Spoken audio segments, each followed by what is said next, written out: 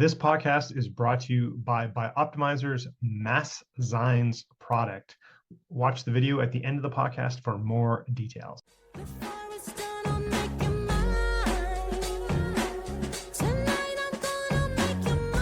Welcome to the Deepak Saini Show.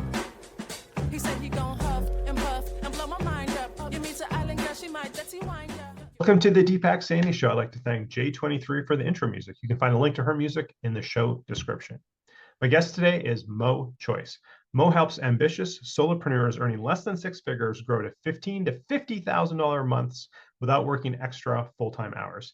He built 12 businesses across 4 continents, scaling 2 to exit.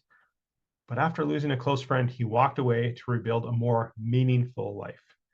He built a 6-figure consulting firm, led 2 startups, then COVID hit, wiping him out. I can relate to that. He pivoted online and rebuilt to 6 figures within a year with freedom at the core of that business. Moe, welcome to the Deepak Saini Show.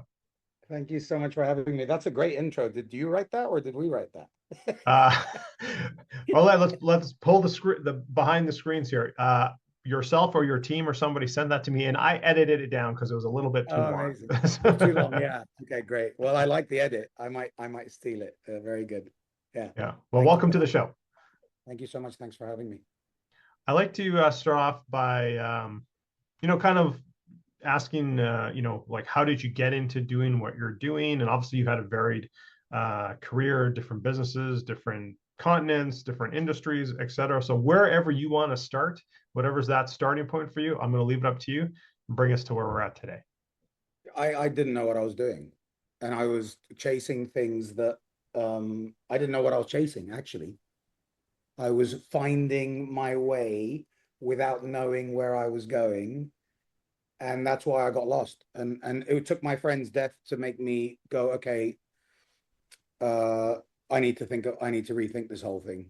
And I'll tell you where I think he was a proper solopreneur, Nano, meaning, in my definition, and we can get into that if you find it interesting, but he didn't want to work for anyone. He didn't want to answer to anyone. He didn't want to be obligated to anybody. And I always found that funny because I'd be like, but you're like, he struggled to make money. So, I looked at that and I went, I don't want to be like that. But when he passed away and I started to reflect on him, I realized that he didn't have my skills of persuasion, commercial savviness, business. He was a movie producer and he knew about how to produce shows and movies. And so I was like, maybe I can do what he was trying to do because I know how to make money. And he never did. And when I got that insight, that was the seed that started planting, that started growing in my mind. And so that was the first milestone, let's say, or trigger, him passing away and me reflecting on what kind of life he was trying to live and why he always struggled and whether I could do what he wanted to do.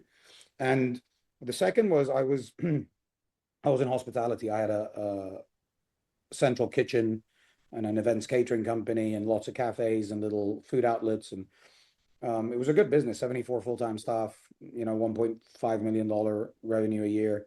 And we had a freelance trainer, Lebanese American, and he used to come and train. I was based in Dubai, and he used to train, do executive coaching and leadership training and team building. And so I brought him in to do stuff for my staff, but I never joined. And this one time I said, I'm going to join.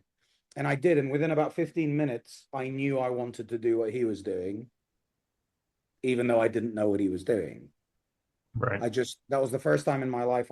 Maybe not the first time. I think I wanted to be a football player, a soccer player, and I wanted to be a rock star when I was very young, but I didn't have the talent or the patience for either of those. So that was the first time in my adult life I knew what I wanted to do, but I didn't know how to do it. So I said to him, let's go into business together. You're a freelance trainer. I know how to build a business. Why don't we build a business together? I'll do the business side, you do the training side, you train the trainer. And that's how I got close to him. And that's how I started to learn his world. And then I started to develop the skills. This is 2012. And so I started to develop the skills needed to facilitate, coach. I started to learn about NLP and psychology and human behavior, things I never knew. I started reading books for the first time since I was at university. And between 2012 and 2015, I was trying to find a way to get out of my businesses. And the problem I had was I was 60% owner and my investors were 40%, and they wouldn't sell. And I couldn't sell mine because no one would buy 60%. They wanted 100%. Sure. Right. It's a trap. And they wouldn't buy me out. And so after 3 years of stress and hassle and fighting and trying to figure out a way, I just put my passport in my pocket and left and said, to hell with everything. I have to cut the umbilical cord, or the business cord, let's say, or the lifestyle. So it's like a story of death and rebirth. Everything up until that point was pointless. Like literally, I can tell you the story if you're interested, but it was like, I wanted to do my own business. So I bought into my cousin's Photoshop. I then came up with this marketing idea that worked. And then I wanted to go back to Dubai because Dubai was booming and I grew up there. And so I went back to Dubai. What can I do here? I thought about relocation. Relocation didn't really work. I built a creperie on the side only because I wanted to eat crepes and they didn't have any in Dubai. And that turned out to be quite a good business. So that grew. And then that turned into the bakery business and the catering business. Sure, right. And then everything else was just, let's try this and let's try that. That was it. It was aimless, pointless. Didn't know what I want. I was lost. I just wanted to have fun, really. And because I was able to make money, I could have fun. So it was a really pointless life. I have to be honest with you. My first 37 years, really pointless. But because of what I went through, when I had this awakening or whatever you want to call it, I was able to map the theory onto the reality. And I think that's super powerful. Rather than I learned the theory and then tried to live it out, I lived it and then mapped the theory on. So I got a really quick understanding of this, what we do now, which is, what is the point?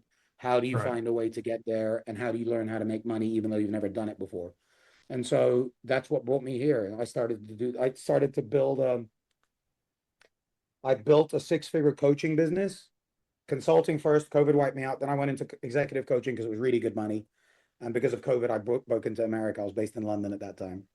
And America paid really good money for coaching. And so I started to do that, talked about it on LinkedIn. Coaches came to me and consultants. How did you build your business? Can you help me? Can you mentor me?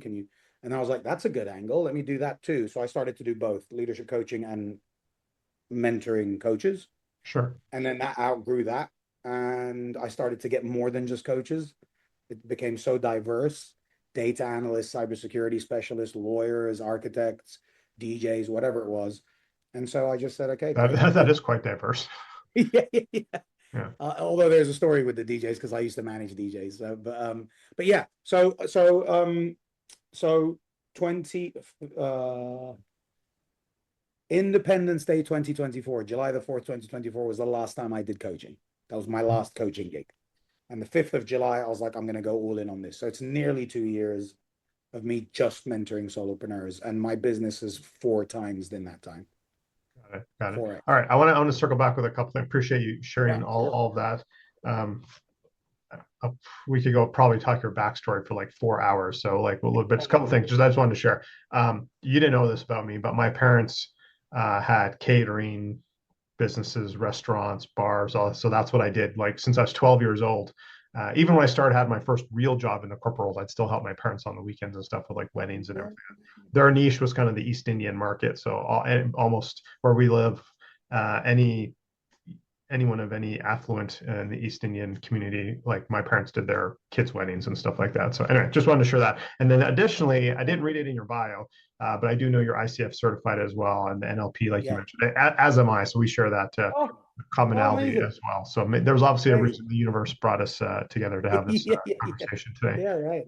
Amazing. Now, maybe I'm jumping ahead here, maybe I'm not.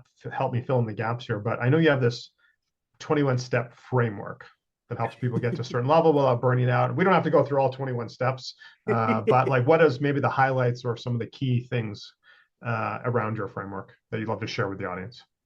So it's 7 phases. I think that might be better. The 21 steps, some of them are so trivial, it doesn't really matter though. It's like change your LinkedIn headline. That's a step, by the way. Let's go with the frameworks. Let's go with the bigger things then. Yeah. So POO. So position, offer, outreach. That's the start. That's the real framework to go to market. So position is, who are you talking to and what do they want? Offer is how are you going to get them what they want. Outreach is how are you going to get them into conversations. Once you have those three, you can book unlimited sales calls. And then once you book unlimited sales calls, you then have to master sales. So which is a skill set in itself that most coaches, a lot of coaches, a lot of coaches I have met don't have that skill set.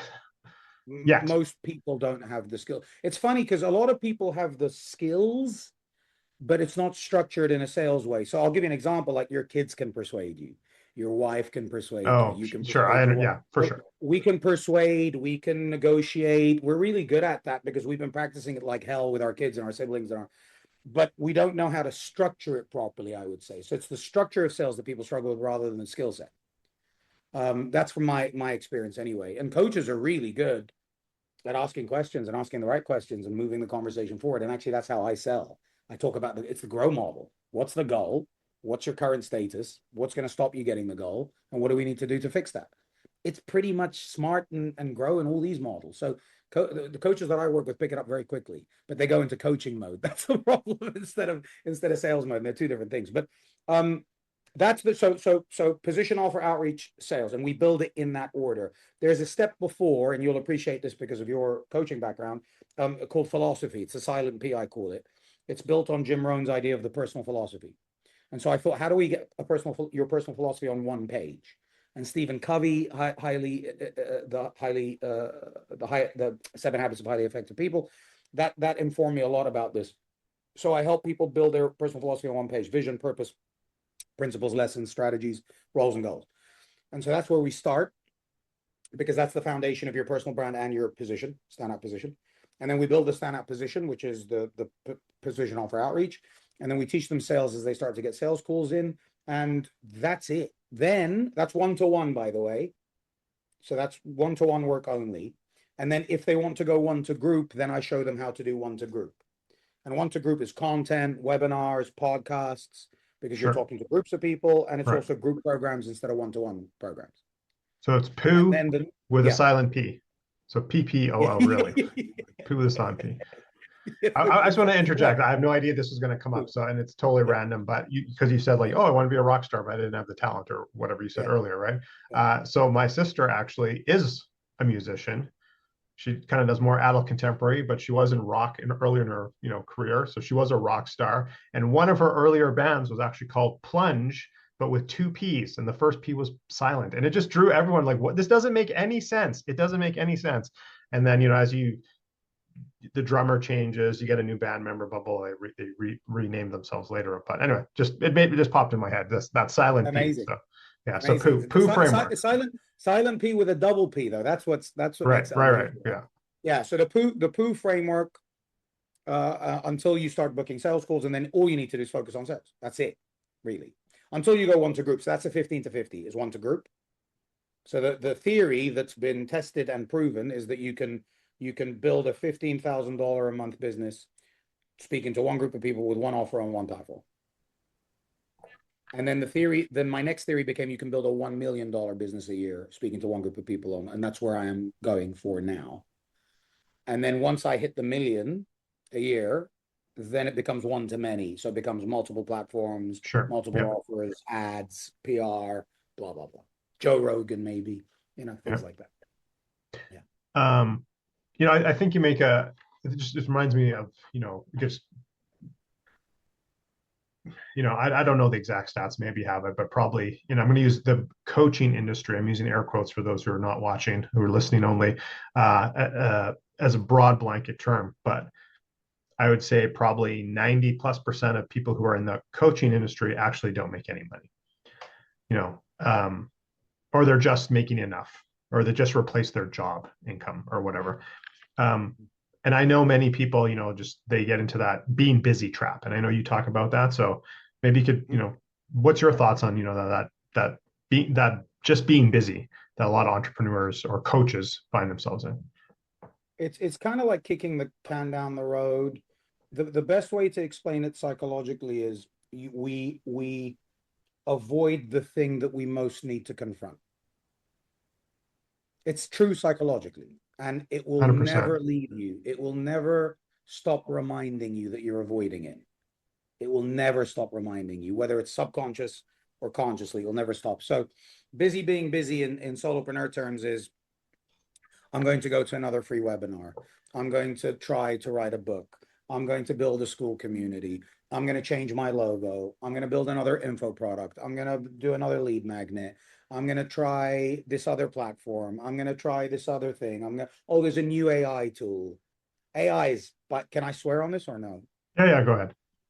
AI is fucked solopreneurs, in my opinion, because they're going to think that AI is going to give them the answers now. It just won't. It just won't. The answer is, and by the way, it's even truer now. The answer is you have to build relationships really quickly with people you don't know. And you have to convince them that you're valuable to them, show them proof that you're valuable, and then persuade them that they can get the results that the proof shown can get. So I'll put it another way. I think I messed up what I was trying to say there. 3 things on someone's mind when they meet you. Is he valuable, or how is he valuable to me? Does he know what he's doing? That's the proof. And can I get the same results with his system? Because that's where the biggest problem is. Right. Is, okay, all these great guys got results, with Deepak's offer, but I don't know if I'm smart enough or have the personality or as hardworking. So those are the 3 things we have to figure out how to deal with. And so, okay, so let's start with value, right? To be more valuable means to learn. People don't really learn. They read books and they watch webinars, but they don't really learn. Because to learn, you have to go deeper on a topic and you have to practice it. You need an apprenticeship, really, not a theory-based, this is all it just leaves and as we get older, we don't retain knowledge as well. Even if you retain the knowledge, so what? You don't know what you're talking about. You read a book about Southeast India, but you've never been. So you can't talk about it. You can't connect on it, right? Okay. So be more valuable, I think, is the first thing. They avoid doing that. So they're busy doing things that's not making them more valuable. They're looking for shortcuts off it. That's the first thing. Second of all, they're not learning how to. I think that's where AI can come in too. They're looking for shortcuts. They're looking for shortcuts. Interject. Yeah. And the second thing is find people who are the people that think you're valuable. Find out how to talk to them and show them what you can do. That means you need to be able to knock on people's doors and ask them questions. And people tend to avoid that, like the plague. And it's like, what else are you going to do? Build it and they will come? Like, you're not the Romans. We're not living in a Field of Dreams. Or Field of Dreams. Right. It's a great. Okay, so in the old days, when I was in retail and restaurants and hospitality, it was all location, location, location. So even then, I couldn't just build a coffee shop and they will come. I couldn't just build a restaurant concept and they will come. I either needed an amazing location or to get proof, to get a buzz around it. These guys aren't doing that. They're not getting proof that they know what they're doing. And they're not trying to create a buzz around that proof. They're just not doing it. They're doing other things. Everything other than being more valuable, getting proof about what you can do, and going and telling people, showing people the proof is, for me, a waste of time. Absolute waste of time. And then the third thing is what we talked about, which is sales, the last bit. If you can learn how to persuade, then you can then convert that interest into, okay, how do you learn how to sell? You need to book endless sales calls. You can't read books or watch. You have to book or just follow someone else's script. Right. I want to go back to. So everything apart from that, Deepak, is busy being busy. Everything. Netflix is busy being busy. Redesigning your logo, building a website, doing another piece of content, writing another book. This is all busy being busy. Yeah, I'm gonna ask a question but just that last piece there, like, if I look back to the first 2 years probably of my entrepreneurial journey after I left the corporate world, man, I wasted time and money on so many stupid things. It's like ridiculous. And I try and don't make all the dumb mistakes Deepak already made for you. When I'm trying to just talk and whatever people. But I want to go back to the unconscious piece a little bit, and I see this all the time. And this was a lesson I had to learn as well. Someone's trying to sell their 10K program or their 30K program, but they've never actually invested that amount themselves into their own growth with a mentor or Mic coach drop. or whatever type of thing. And they're like, it's not Mic working. drop. It's like, because you're not that person. Yeah. You have no credibility. And any 100%. thoughts on that before we move on to another Yeah, topic? because they say to me, like, I'll charge 10 grand, let's say, for my offer, and they'll say to me, oh, that's a lot. And I go, but you just told me you're selling your offer at 10 grand. You just told me that when I asked you what your offer is and how much you want to sell it and how much money you want to make. And yet you're telling me I'm expensive, but you don't know how to sell your 10K offer. I know how to sell mine. It's absolutely true. It's like, I'm not going to drink Coca-Cola, but I'm going to try and sell it. I'm going to be teetotal, but I'm going to try and sell alcohol. That's what it seems like to me. It's like you're selling something that you don't believe in yourself. And and I think all of those guys are and it going to comes get what they across. It comes across because your unconscious mind is like fraud, fraud, fraud, and it comes across in your sales calls and whatever, right? There's a quote. So I say, so when we do the personal philosophy, the silent P, I say to them, the reason we do the personal philosophy is to find and maintain your integrity. And your integrity is conscious and non-conscious are aligned. Thoughts, words, and actions are aligned. Head, hand, heart, mind, body, soul, whatever you want to call it. There's a quote from a really crap author from a really crap book, but it was one real good quote. With integrity, nothing else matters. And without integrity, nothing else matters. And so what you're talking about there is they don't have the integrity. That's the problem. Not their offer, not what they just don't have the integrity. And they will never succeed medium to long term without integrity. Never. 100%. 100%. Yeah. And by the way, I'm not wagging my finger. I was corrupted, misaligned, out of my integrity, and I suffered for it. I bullshitted. I looked for shortcuts. I tried to lie my way through and deceive my way through and pretend I was something I'm not. I talked about things I never did. So I'm speaking because I was that person. So I'm not trying to wag my finger at people and say, oh, look at me. I killed that person though. And I'm trying to be reborn as a better person. But you use the words, I killed that person. I'll maybe same concept. I'll use it like people need an identity shift, right? They have to shift from who they are. And it's different for everyone. Some people's like, I'm the corporate person trying to now be an entrepreneur, or I'm this type of entrepreneur, but I want to be this type of there has to be an identity shift. Maybe you want to call like death of the old identity. Kill the other guy, I think. I'll tell you why you got to kill him, metaphorically. Yeah. Because there's always a danger that he comes back. That's why I use the word kill. Yeah. It's like people who know that they can get a job. I had this conversation with a client of mine the other day. He's got a young daughter, quite new daughter. And I said to him, you got no choice but to look after your daughter, no? Yeah. Okay, but you do have a choice. You can leave, disappear, give her up for adoption, tell your wife to look after her and you're out of town, or you can throw her in the river if you want. These are all choices. But they're not choices in your mind because you've decided there's absolutely this plan A is plan A, and that's to look after my daughter. The problem with solopreneurs too is they know that there's a plan B to get a job if this doesn't work. And I think you also have to burn that bridge.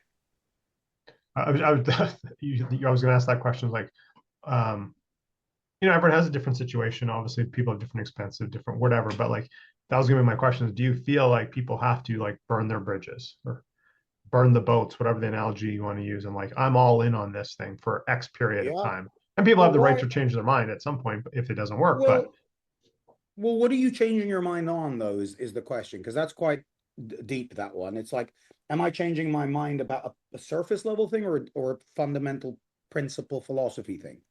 And so if my philosophy is I want to live my life this way, and the only way I'm going to do that, or the chosen path I'm going to take, is solopreneurship, then I can't change that. I can change the what I do, what kind of solopreneur, what kind of offer, what kind of lifestyle I live, what kind of house, I can change the what. But I think if you're changing the why and the how, you're out of alignment now. That's my point.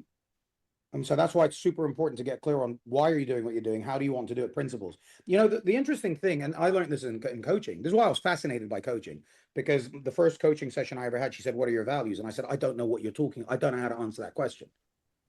What do you mean values? And so I call them values and principles because I think the value is the word and the principle is how it plays out. And most people don't say that. So in coaching, when you get your ICF and all this stuff, my values are freedom and love and joy. That's it. It's like, what does that mean? Yeah. Don't just say freedom. Explain what that means, right? Okay. Or they usually come up with honesty and kindness and crap like that, right? That means nothing.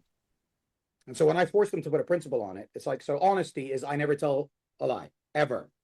Well, no, I didn't mean it like that. What do you mean by honesty then? Is it conditional honesty? Like, okay, so I think a fundamental problem people have, and you can test this with anyone outside of the personal development world, ask them what their principles are, ask them to write them down. They can't do it, which means they don't have principles.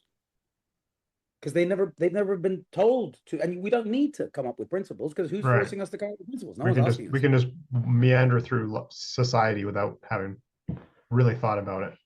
Just going back, John, rewinding a minute or two to my last question and to your answer. I think a lot of, I'll admit this was me at one point early on as well, and I see this in communities I belong to of coaches, entrepreneurs, solopreneurs. I don't think they have that purpose or why, and that's why like a job or something, or I can give up, or I can go back to whatever at some point in the future is always either consciously or unconsciously a choice for them because they actually don't know. It's actually not fine tuned. And I just wanted to say that before I forgot. It's one of the distinctions I give between entrepreneur and business owner. You can choose to be a business owner and change your mind. You can't choose to be an entrepreneur. You're either entrepreneurial or you're not. You're either I'm going to create stuff and make it happen my way, or you're not. You can't change. Now, of course, people have kids or illnesses or circumstances where they have to sacrifice who they're meant to be or who they want to be. I understand that.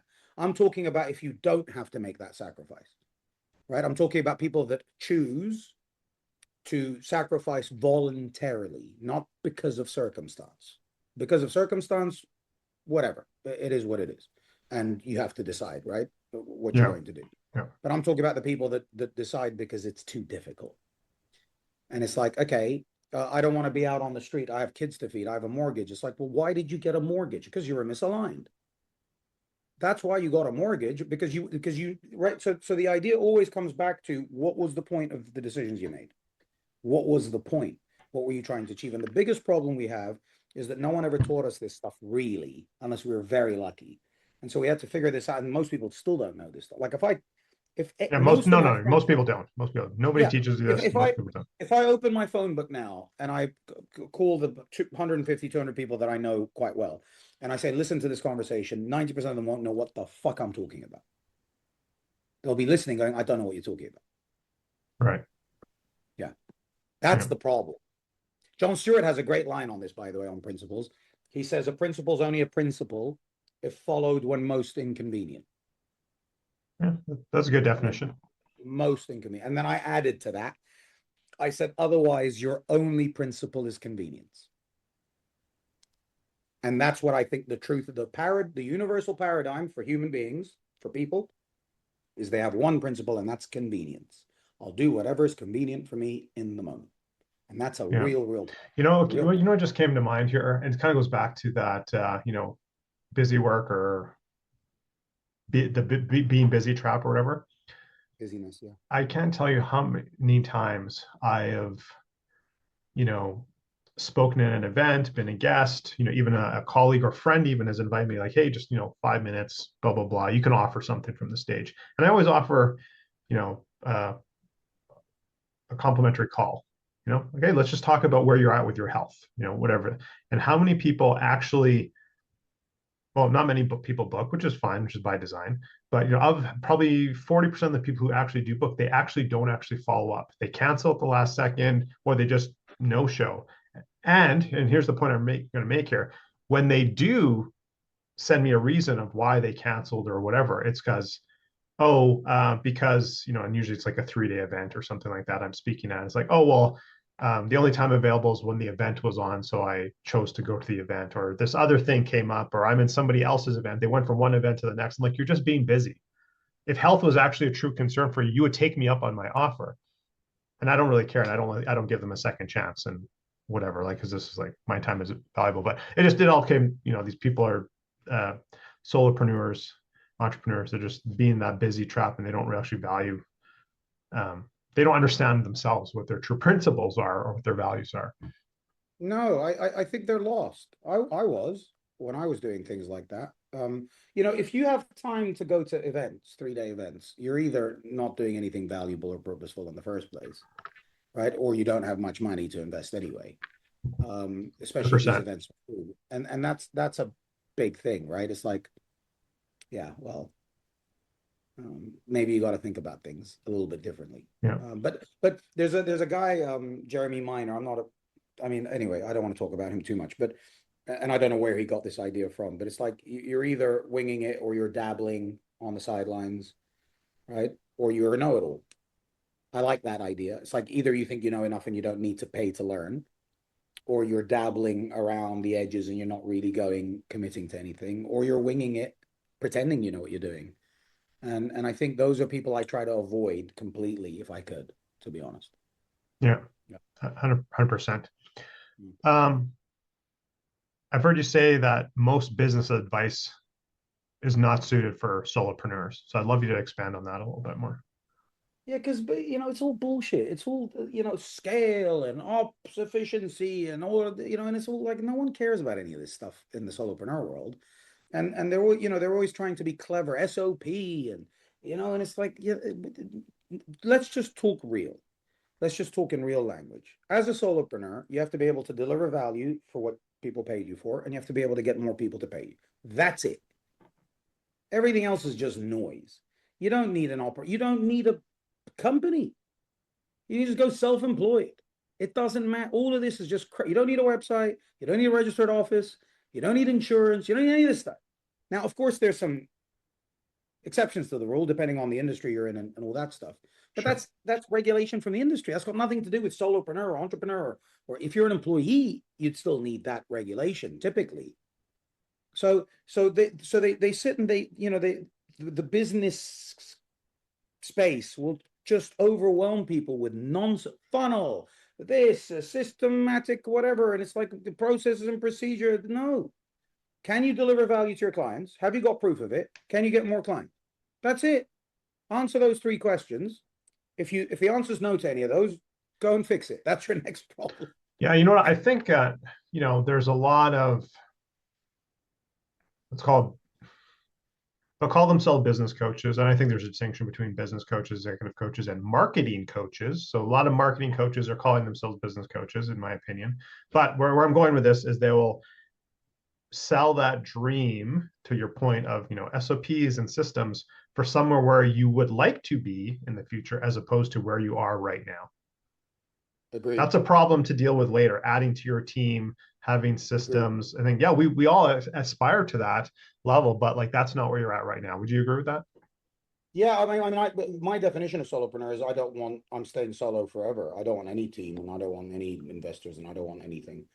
So I'm more on the the way I work with solopreneurs is you're going to package your competence in a way that allows you to live life on your own terms. You're not developing a product. You're not. So anytime someone says I've got a product, I'm like, I'm not. That's not me. Go to Y Combinator. Go to one of these guys. I'm not. That's not what I do. I work with you psychologically to get your mindset right and to understand your true value and show you how to learn. In this case, I want to interrupt. In this case, how are you defining product? Like a physical, tangible thing, or you found like a service or product? Like, if you just make that distinction. Yeah, well, I suppose you could productize anything, including services, but you're the product in my world. You, not anything else. Got it. So another way of looking at it, Deepak, is if you were to get hired for your holistic competence at the highest rate, what would that look like? What would that role look like? And so let's package that role as your personal brand and sell that. And if you can sell that, you're solopreneur. Got it. Okay. I think that's a good distinction to make there for sure. Another way of looking at it is the word entrepreneur, the risk is with the enterprise. Solopreneur, the risk is with you. Solo, there's no one else involved. And by the way, like Elon Musk, Jeff Bezos, Steve Jobs are entrepreneurs. Larry, who opened a barber's on the corner, is not an entrepreneur. He's just a small business owner. That's all he is. There's no enterprise risk. Everybody knows that a barber can make money doing barber things. That's not a risk, but Airbnb was a risk. Macintosh Computer was a risk. Amazon was a risk. Tesla was a risk. These are risks. The enterprise is the risk.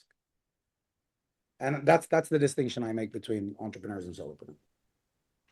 Yeah, it's a different way to think about it. I never really thought of it that way. So yeah, I appreciate that. You can be a solo entrepreneur, but it's like that's a temporary thing. Here's another way and it ties a little bit to what you were saying earlier about when we were talking about there is no other option.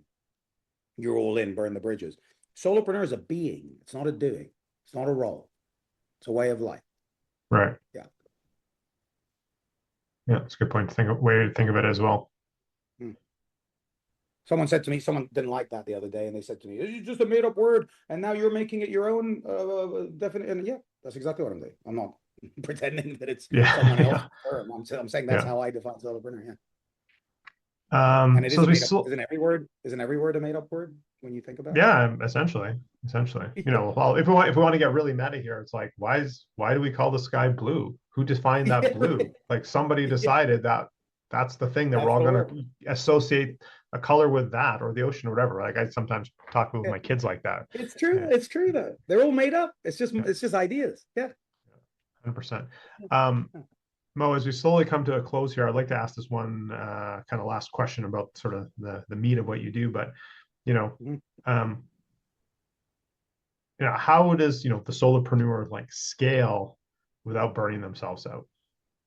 So it depends on again what we mean by scale. So typically scale is you grow. It's not the same as growth, and a lot of people use the two interchangeably, and they're not the same.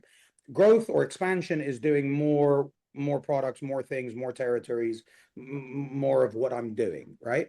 Scale is I'm achieving, I'm getting more output for less resource relatively. So that's why scaling is what you want to do as a solopreneur, because you want to make more money with less effort.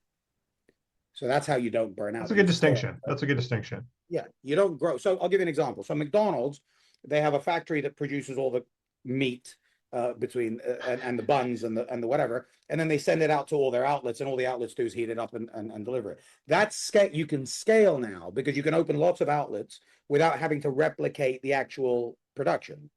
Right. Right. And so solopreneurs, how do we scale? We go from one to one to one to group. We go from one to group to one to many.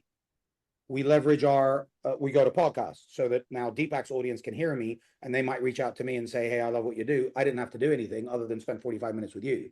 Whereas if I did it in my own world, I'd have to spend 45 minutes a call with every single client to try and Right. persuade them. Whereas now I could speak to 15 different people, 20 different people that might be interested at the same time. Speaking gigs, books.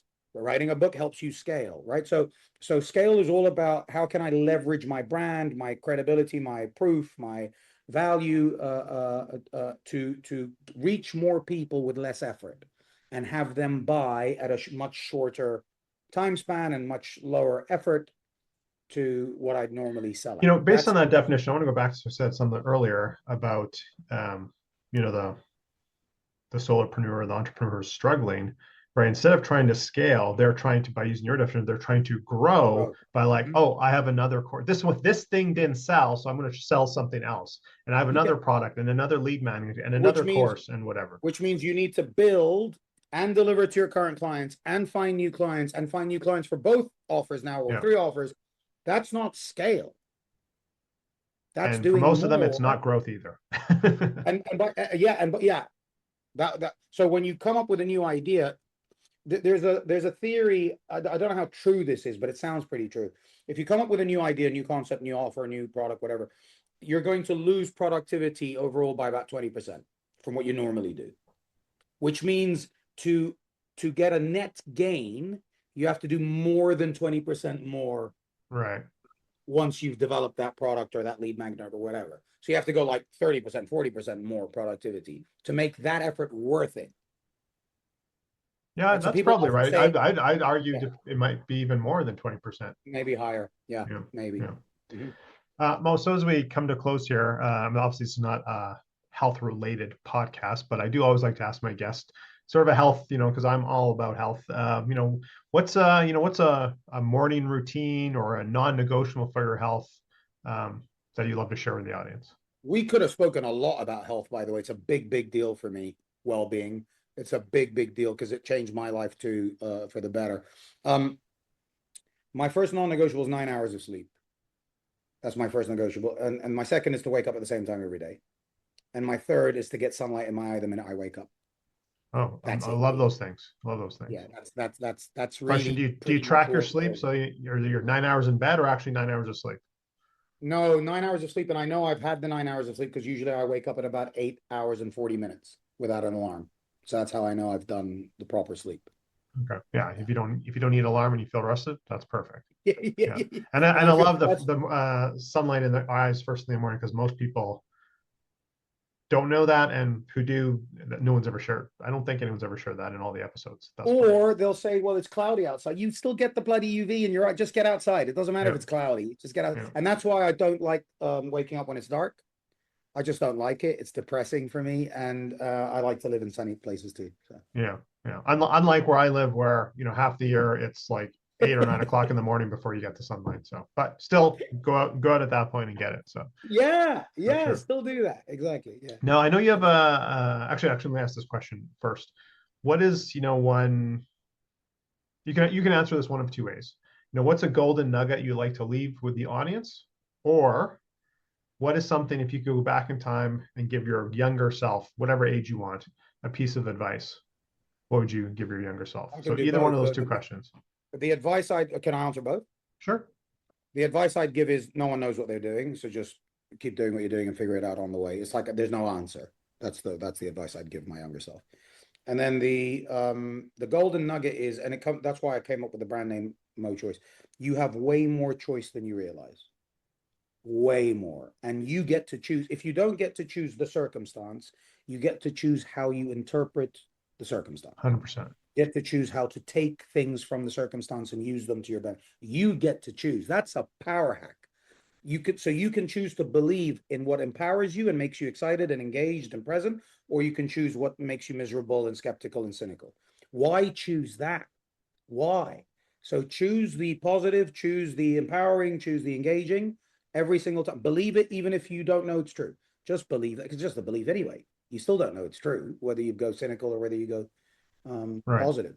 So choose the positive, choose the empowering belief every single time, and your life changes almost automatically if you do that, I think. I love that. I love that. Now, you do have a free gift for the listeners. It's access to your masterclass. Can you just very high level describe? And Yeah. everyone, we're going to have the links in the show notes for you can connect with Mo and everything, so you don't have to write anything down. Anybody listening, but yeah, tell us briefly about the masterclass. So it's where I show the framework that we talked about, the POO framework. So I talk through it and I show stories of where it worked for different types of people and why it worked and how it worked. And it's a live masterclass, and I'll answer questions and I'll make it more about who's in the room rather than just me presenting. And that anyone can access that. That's not the gift. The gift is if they sign up onto the link I give you, they'll get a couple of fast action bonuses where they can start to take this framework and implement it immediately. And so that's what I would like to offer you guys. Awesome. So like I said, we'll have that in the show notes, plus how you can find Mo and connect with him on social media and whatever else him and his team sent me. It'll all be in the show notes. As well as in the show notes, you'll see some of my links, as well as a link to our sponsor. You'll also see a video at the end of the call, at the end of this interview, to support our show sponsor. So please do check that out. Mo, I want to thank you for being on the Deepak Sani Show. I really appreciate you being here today and sharing your wisdom. Thank you for doing what you do and for having me on. I appreciate it. No, the honor is all mine. I'm going to throw it back to J23, who's going to guide us out with some music. And again, don't forget to check out today's show sponsor. And remember, exceptional results for the exceptional you. Thank you for listening to the Deepak Sani Show. Until next time. Today's podcast sponsor is Bioptimizers, particularly their Mass Zymes product here. I use this every time I have a protein-rich meal or a dairy-rich meal. It's a digestive enzyme product that helps break down proteins from meat, and eggs, etc. You're having that big steak, and also dairy products. You're having the cheese, etc. So I'm very sensitive to these dairy products, particularly some of the enzymes in that. So it helps me break it down so my body can actually use it, and helps break down that yummy steak or ribs or chicken or whatever I'm having, so I can actually use the amino acids from that and help digest that food. So Bioptimizers has like 80 products in their line. I'm just talking about one here, Mass Zymes. There's Gluten Guardian, which I've talked about before if you're sensitive to gluten. They have nootropics, and they also have my favorite brand of Magnesium Breakthrough, that has all 7 forms of magnesium. And I'll talk about that another time. But Mass Zymes If you eat meat and you want to get more from your meat, make sure you're digesting it properly and actually get the benefits you want, get those amino acids, then you definitely want to check out Mass Science. Podcast produced by the Minted Green Company